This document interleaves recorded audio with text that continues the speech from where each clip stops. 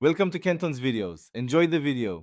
You begin by opening Visual Studio Code with the workspace that contains the folder. Once open, focus on the Explorer pane and locate the folder you want to rename. This ensures you operate on the correct item. Make sure to stop any running tasks or debuggers that might lock files. Close integrated terminals if necessary. With the folder highlighted, right-click and choose Rename or press F2. This is the first actionable step to change the name safely and predictably. Now perform the rename. Type the new folder name directly in the Explorer input field and press Enter to commit. While typing, be mindful of path case sensitivity on different OSes so imports and requires stay correct. VS Code won't automatically update every reference.